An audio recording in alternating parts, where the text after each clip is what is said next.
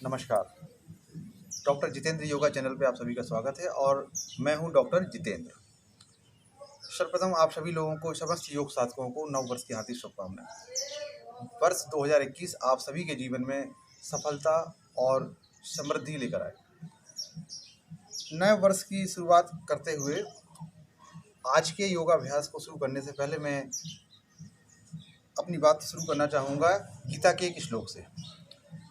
भगवान श्री कृष्ण गीता में अर्जुन से कहते हैं कि युक्त आहार विहारस युक्त चेष्टस्य कर्मसु युक्त स्वप्नावबोधस्य योगो भवति दुखा।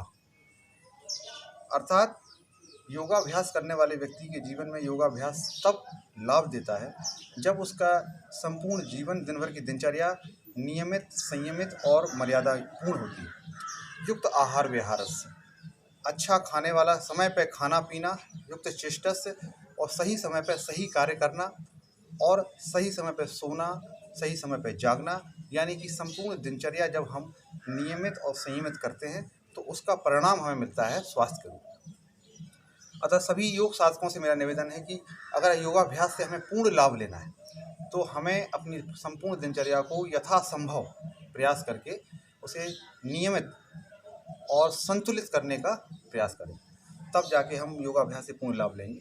अगर हम दिन भर की दिनचर्या अनियमित करेंगे और सुबह केवल एक व्यायाम के रूप में आसन कर लेंगे, थोड़ी सी ब्रीदिंग कर लेंगे, तो हमें वो लाभ नहीं मिल पाएगा जो योगाभ्यास हमें दे सकता है। अतः अपनी क्षमताओं का हम पूर्ण उपयोग करें और क्षमताओं का जब पूर्ण उपयोग करेंगे तो हमें पूर्ण लाभ भी प्राप्त होगा। आइए अब बात करते हैं कि इस समय सर्दी के इस मौसम में सबसे एक बहुत ही कॉमन समस्या हम लोगों को जो है घेर लेती है सर्दी जुकाम। सर्दी जुकाम से पीड़ित होने बहुत ही सामान्य चीज़ होती है। ये कोई बीमारी नहीं है, ये लाइफ एक थोड़ा सा डिसबैलेंस है। जब हम जो है अपने बॉडी को सही तरीके से जो है रख रखाव नहीं करते हैं तो हम सर्दी जुकाम की चपेट में आ जाते हैं। अगर हमें सर्दी जुकाम से बचना है तो योगाभ्यास में सबसे कारगर तरीका है प्राणायाम।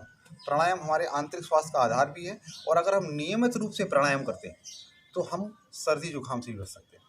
प्राणायाम में एक प्राणायाम है, उसे कहते हैं भ्रशिका प्राणायाम। भ्रशिका प्राणायाम को अगर हम नियमित रूप से करते हैं तो उससे हमें अनेक लाभ प्राप्त होते हैं और उन लाभों में से एक लाभ होता है कि हम सर्दी जुकाम से ही बच जाते हैं।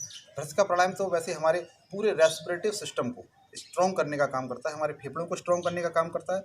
अगर हम नियमित रूप से करें तो हमें उससे अनंत लाभ होते हैं और हम सर्दी जुकाम से भी बचे रह सकते हैं। भ्रशिका प्राणायाम हम डीप ब्रीथ करेंगे और उसको जो है बिना होल्ड किए हुए छोड़ेंगे। भ्रशिका और जो है कपालभाति में यही अंतर है। कपालभाति में हमें छोड़ने पे प्रेशर देना है और भ्रशिका में हमें लेने में प्रेशर लेना है। लेना हमें प्रयासपूर्वक है और छोड़ना उसको बिना प्रयास के, बिना होल्ड किए हम उसको छोड़ेंगे। आइए भ्रशिका का हम आपको अभ्यास करते हैं और फिर इसको मैं इसके जो है 3 विधियां हैं, सामान्य, मध्यम और तीव्र, उनको भी मैं आपको बताता हूँ।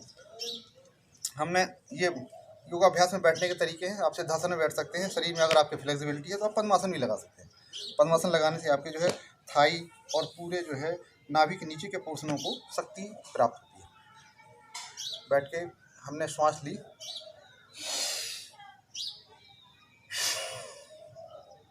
श्वास छोड़,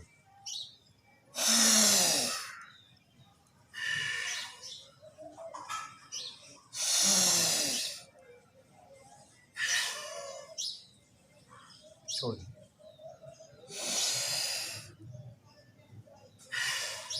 छोड़ दी। अब इसमें कुछ लोग कह सकते हैं लगातार जैसे सर्दी और कफ की शिकायत रहती है तो हमारे जो है नासिका के क्षेत्र जो है अवरुद्ध हो जाते हैं कफ से।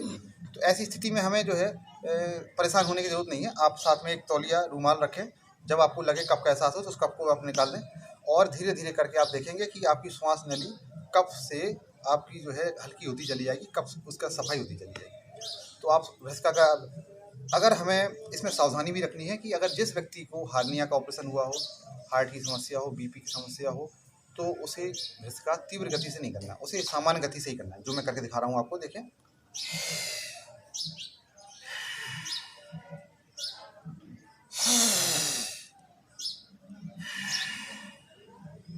ली, छोड़,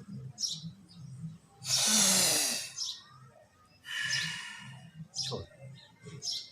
इसको 2 से 3 मिनट हम लोग लगातार करें। 1 मिनट में 5 से 6 बार आप करें, 10 से 15 बार करेंगे। 2 से 3 मिनट का अभ्यास जब करेंगे तो आपकी श्वास नली आपकी जो है उसके शोधन होने लगेगा।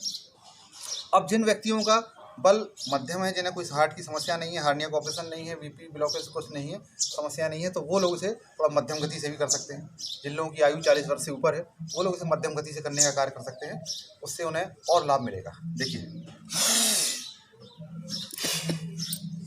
आप रुमाल का इस्तेमाल करें।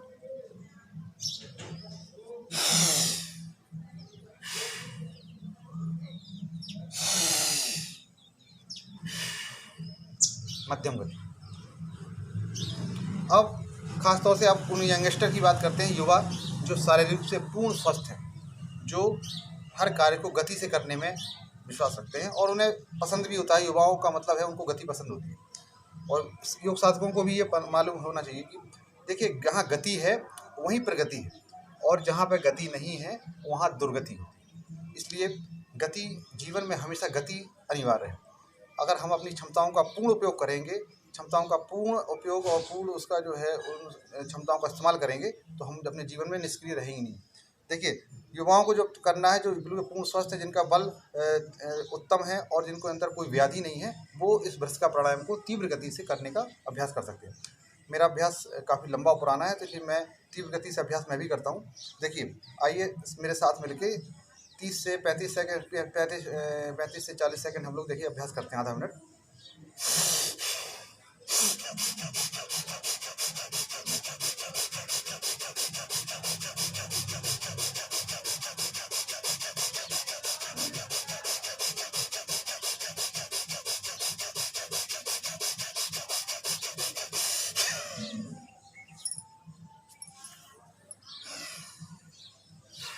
ये है तीव्र गति। तीव्र गति से जब अभ्यास करेंगे तो आपके शरीर में एक ऊर्जा उत्पन्न होगी, और वो ऊर्जा आपको जो है आपके रेस्पिरेटरी सिस्टम को, आपके श्वसन तंत्र को भी मजबूत और शक्तिशाली बनाएगी। साथ में आपको जो है जुखाम और जो है सर्दी, कफ, कोल्ड से भी आपको बचाने का कार्य करेगी। भ्रष्का प्राणायाम आपको अति लाभ देगा। अगर इसका आप नियमित अभ्यास करें, 2 से 3 मिनट से आपको शुरू करना है और मैक्सिमम आप उसको 5 मिनट तक ले जा सकते हैं। और अपने अपने शारीरिक शक्ति का अतिक्रमण ना करें। जैसी आपकी सामर्थ्य, उस हिसाब से आपको सामान्य, मध्यम और तीव्र गति को आप अपना के इसका अभ्यास करें और इसका लाभ लें। आज के योगाभ्यास के क्रम में इतना ही।